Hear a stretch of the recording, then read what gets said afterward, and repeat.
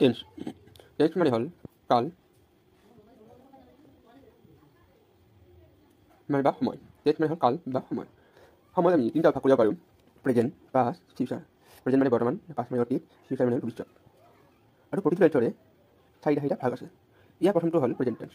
Present টেন্সৰ চাৰিটা ভাগ হ'ল simple present, present indefinite, present continuous, present perfect, present perfect continuous.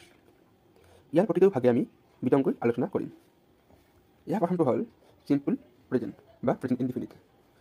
Simple present বা present indefinite বাক্য এটা গঠন হ'বলৈ তাৰ কিছুমান ফৰ্মেশ্যন থাকে বা গাঁথনি থাকে।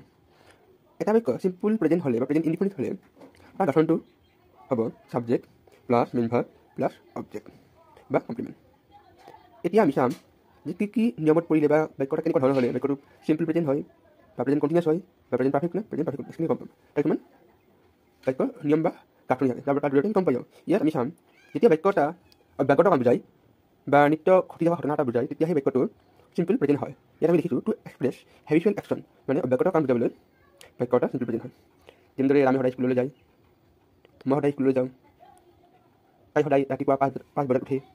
এই সকলো বাক্য একোটা চিম্পল প্ৰেজেণ্টৰ উদাহৰণ, যিবোৰে অব্যাহত কাম বুজাইছে। যেনেকৈ বাছখনে ৰাতিপুৱা 5 বজাত আখৰা আহি পায়, তেনেকুৱা। ইয়াত মই প্ৰথমটো উদাহৰণ দিছোঁ। ইয়াত আই গ' টু স্কুল এভৰি ডে, মানে মই সদায় স্কুললৈ যাওঁ। ইয়াৰ ফৰ্মেশ্যনটো হ'ল আই হ'ল ছাবজেক্ট, গো হ'ল মেইন ভাৰ্ব, ক'লৈ যায় স্কুললৈ যায়, টু স্কুল, এভৰি ডে সদায়। যেতিয়া বাক্য এটা ইউনিভাৰ্চেল ট্ৰুথ বা চিৰন্তন সত্য হয়, তেতিয়া বাক্যটো কি হয় চিম্পল প্ৰেজেণ্ট হয়। ইয়াত আমি দেখিছোঁ যেনেদৰে আমি ক'ব পাৰোঁ যে কিছুমান ঘটনা আজিও ঘটি আছে, কাইলৈও ঘটিব আৰু আগতেও ঘটিছিল, মানে কেতিয়াও সলনি নহয়। তেনেধৰণৰ বাক্যবোৰ ইউনিভাৰ্চেল ট্ৰুথ বুলি কোৱা হয়। যেনেদৰে মানুহ মৰণশীল, মানুহ আজিও মৰিছে, কাইলৈও মৰিব আৰু আগতেও মৰিছিল, মানুহ মৰিবই। গাখীৰ আজিও বগা, কালিও বগা, সদায় বগা, গাখীৰ বৰং বগা। পৃথিৱী ঘূৰণীয়া, আজিও ঘূৰণীয়া আছিল, কাইলৈও ঘূৰণীয়া আছিল, আগতেও ঘূৰণীয়া আছিল।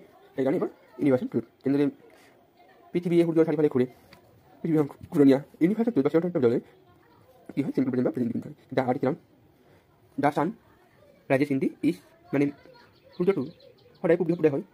আজিও হৈছে, কাইলৈও হৈছিল, কালি হৈছিল আৰু কাইলৈও হ'ব, সদায় হ'ব। বাক্যটা সাধাৰণ সত্য বুজায়, তেতিয়া কি হয় চিম্পল প্ৰেজেণ্ট হয়। সাধাৰণ সত্য মিনছ গৰু সাহায্য থাকে, এইটো সাধাৰণ সত্য বাক্য। এয়া আছিল প্ৰেজেণ্ট ইনডিফিনিট বা চিম্পল প্ৰেজেণ্টৰ কিছুমান ইম্পৰ্টেণ্ট নিয়ম। ইয়াৰ পিছত আমি আলোচনা কৰিম প্ৰেজেণ্ট কণ্টিনিউৱাছ।